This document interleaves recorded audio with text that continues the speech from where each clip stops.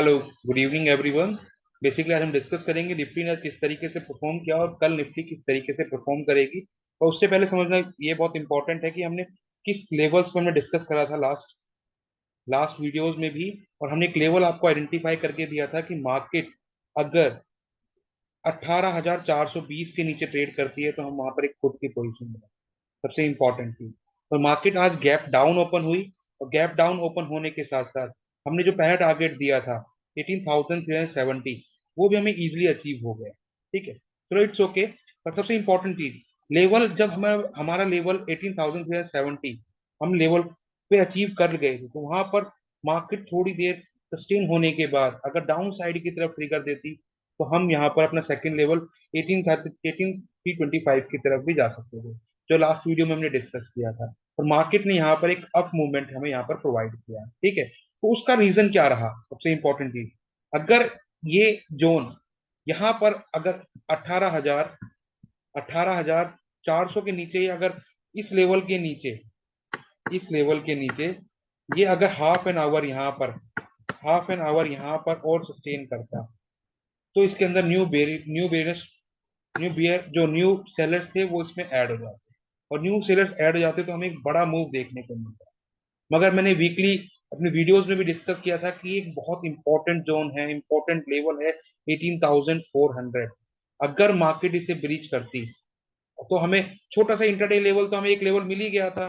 ठीक है, बट सबसे इंपॉर्टेंट चीज क्या थी, अगर ये उसे ब्रीच करती तो हम बड़े टारगेट की तरफ भी जा सकते थे। पर यहाँ पर हमें स्टार्टिंग फर्स्ट कैंडल में तो हम एंट्री लेते ही नहीं है, सेकंड कैंडल में अगर हम एंट्री भी लें तो सिंपल सी बहुत टारगेट हमारा बहुत छोटा हो गया था, क्योंकि वो ऑलरेडी 370 पे पहुंच चुकी थी पहली कैंडल पर ही। तो एंट्री तो हम यहाँ पे स्टार्टिंग में ही अवॉइड करते।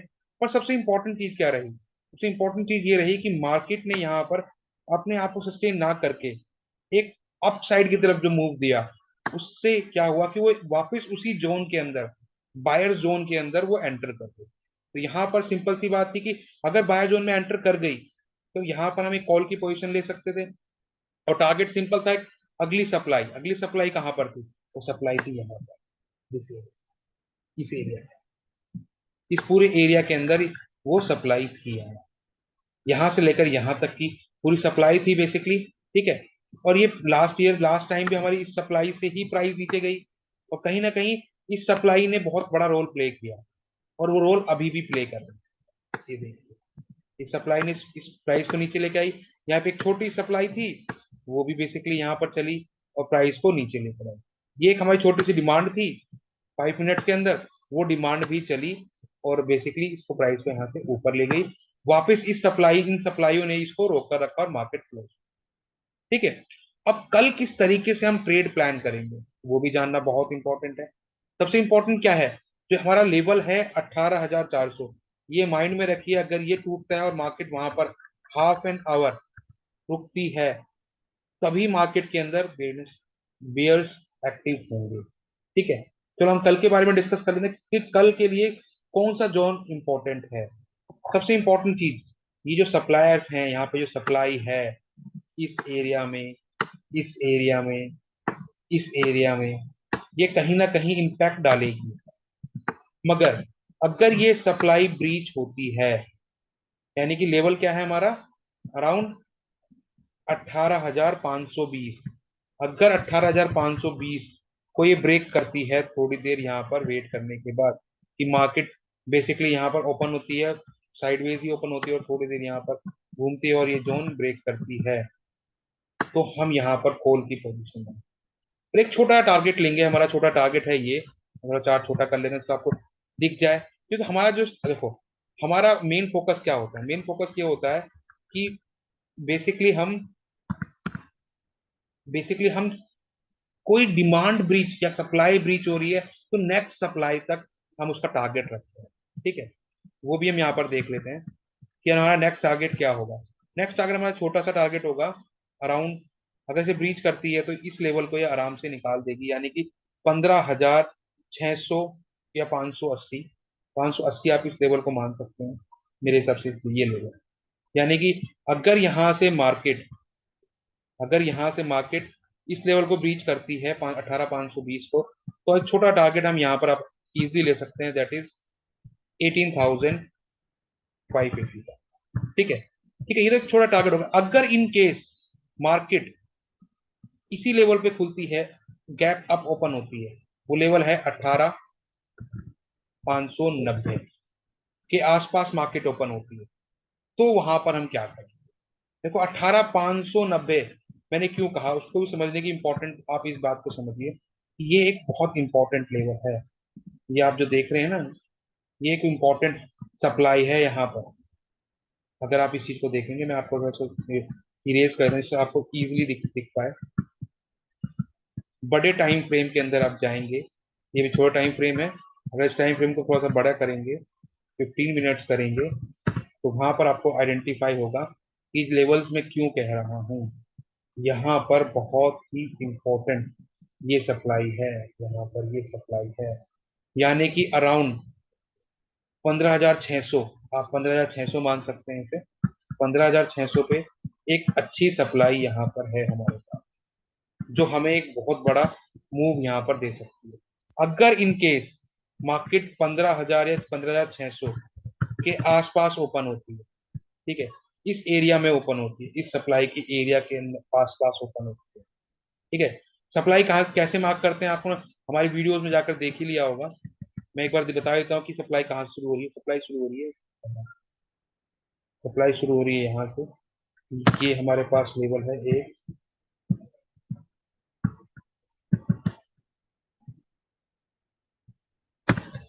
यहाँ सप्लाई शुरू हो रही है 18,610 के नियर बाई मार्केट ओपन होती है।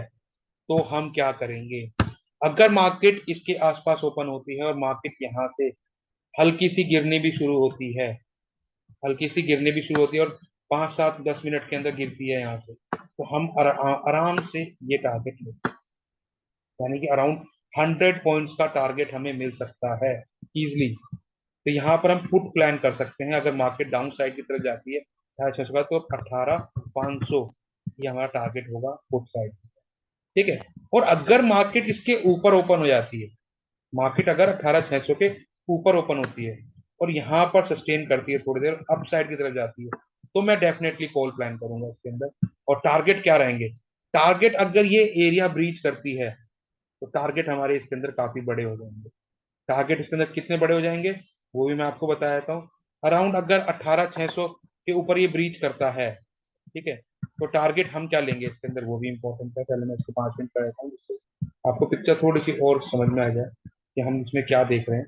ठीक है, अराउंड यहाँ पे ओपन होती है और इसे ब्रीच करती है, 18,600 को ऊपर ही ओपन होती है और इसको ऊपर साइड ले आती है, तो हम यहाँ पर 18,600 के बाद हमारा टारगेट रहेगा 18,670। मैं मेंशन कर देता हूँ जिससे आपको आइडिया हो जाए। 18,670 सेकेंड टारगेट रहेगा हमारा। 18,700 छोटे छोटे टारगेट लेंगे जिससे क्या है कि इजिली हम प्रॉफिट आराम से बुक कर सकें। अगर 720 पे आता है 18, अगर ये एरिया क्रॉस करता है, अगर यहाँ से मार्केट भी ऊपर निकलती है, तो हमारे यही टारगेट रहेंगे। पहले हमारा 670 80 रहेगा, देन उसके बाद 620 630 रहेगा, 670 720 और 800। और अगर ये गैप डाउन हो जाए, मार्केट अगर मान लीजिए मार्केट इसी रेंज से निकलती है, मार्केट इसी 18,520 से निकलती है, तो चार्ट क्लीन कर देते हैं थोड़ा सा। 18,600 जो हमारी रेंज थी, जिस जगह मार्केट आज नियर बाई क्लोज हुई है और नीचे तरफ जाती है, तो हम किस तरीके से ट्रेड प्लान करेंगे? हमने कहा कि अगर मार्केट यहीं पर ओपन होती है और ऊपर जाती है, तो हम 18,520 होने का, ब्रेक होने का वेट करेंगे। और अगर मार्केट यहीं पर इसे डाउन साइड की तरफ ब्रेक करती है, तो हम मिनिमम तो मिनिमम ये 18,440 का वेट करेंगे। पर मैं ये कहता हूं कि नीचे एक बहुत इंपॉर्टेंट डिमांड भी है, जो इस प्राइस को रोकने के लिए बहुत बड़ा इंपॉर्टेंट रोल प्ले करेगी। पर अगर क्या हम 100 पॉइंट को छोड़ दें? भैया 18,500 के नियर बाई यहाँ पे ओपन हो रही है और यहाँ से 18,400 का वेट करें? नहीं, हम पुट ले सकते हैं, पर पुट लेने के साथ साथ हमारा स्टॉप लॉस लगाना बहुत जरूरी है। क्योंकि स्टॉप लॉस जो है हमें बेसिकली बड़े लॉसेस से बचाती है, और स्टॉप लॉस प्लान करके आप काम करोगे तो कभी भी आप मनी लूज ज्यादा नहीं करोगे। क्योंकि मैं ये चाहता हूँ कि अभी कम से कम मनी लूज हो और मैक्सिमम से मैक्सिमम प्रॉफिट आप अर्न कर सको। प्रॉफिट कब अर्न कर सकते हैं मैक्सिमम से मैक्सिमम? जब आपके लॉसेस छोटे हों और प्रॉफिट बड़े हों। ठीक है, तो इसीलिए अगर आप इस एरिया का वेट करेंगे तो इससे नीचे बहुत बड़ा टारगेट आपको मिल सकता है। ठीक है, अगर यहां तक का वेट नहीं कर सकते तो इसी एरिया में जो भी फर्स्ट कैंडल का हाई होगा आप उसका स्टॉप लॉस लगा के यहाँ पर फुट पे बैठ सकते हैं। ठीक है, और वो आराम से स्टॉप लॉस 20-30 पॉइंट्स का होगा, और यहाँ से आप यहाँ तक की रैली तो आप इंजॉय कर ही सकते। ठीक है, यानी कि अगर मार्केट 18,840, 18 480 को या 440 को ब्रेक करता है तो 360 तक का मूव हम ले सकते हैं, ऐसी कोई इशू नहीं है। 80-90 पॉइंट होते हैं, ये भी छोटे मूव नहीं है। यानी कि अगर हम प्लान करेंगे पुट तो 18,440 को बेसिकली ब्रेक होने का वेट करेंगे, और ब्रेक होने के बाद सॉरी ब्रेक होने के बाद ब्रेक किस तरीके से हो, ब्रेक का थोड़े सस्टेन करके तब ब्रेक दें, तो हम यहाँ पर अपना टारगेट, जो हमारा सेकंड टारगेट होगा वो होगा 18,360, यानी कि 70 पॉइंट हम ले सकते हैं। पर रियली बियरिश तब होगी मार्केट जब इस जोन को इस जोन को मार्केट यहाँ से क्रॉस कर जाए और 10 से 15 मिनट तक यहाँ पर सस्टेन करे और यहाँ से डाउन साइड की तरफ ट्रिगर दे, तो यहाँ पर बहुत बड़ा मूव, मैं कहता हूँ बहुत बड़ा मूव भी यहाँ पर आपको देखने को इजीली मिल सकता है। और वो मूव सॉरी वो मूव कितना बड़ा हो सकता है उसके लिए भी हम आइडिया थोड़ा कर लेते हैं। अगर ये 18,360 को क्रॉस करता है तो 18,300 और 18,200 ये हमारा कुछ टारगेट रहेंगे, और ये इजिली मिल जाएंगे अगर ये एरिया ब्रीच होता है। अगर ये एरिया ब्रीच होता है 18,400 के नीचे जब मार्केट जाएगी और वहां पर वो हाफ एन आवर या 30-25-30 मिनट वेट करे, रेस्ट करेगी, तो कहीं ना कहीं न्यू सेलर्स भी वहां पर आ जाएंगे और इजिली हमें बड़ा टारगेट यहाँ पर देखने को मिल जाएगा। ठीक है, अगर हमारी वीडियोस आपको अच्छी लग रही हैं, लेवल्स आपको अच्छे लग रहे हैं, टारगेट्स आपको समझ में आ रहे हैं, तो आप हमारी वीडियोस को लाइक कर सकते हैं, शेयर कर सकते हैं, सब्सक्राइब कर सकते हैं। हमारा टेलीग्राम चैनल है, वो फ्री ऑफ कॉस्ट है, एजुकेशनल पर्पज के लिए है, सब वीडियोज ही है। तो आप उस चैनल पर जाकर आप टेलीग्राम को ज्वाइन कर सकते हैं, वहां पर हम लाइव अपडेट्स एंड वीडियोज को हम पोस्ट करते रहते हैं, सब ज्वाइन कर सकते हैं। Thank you.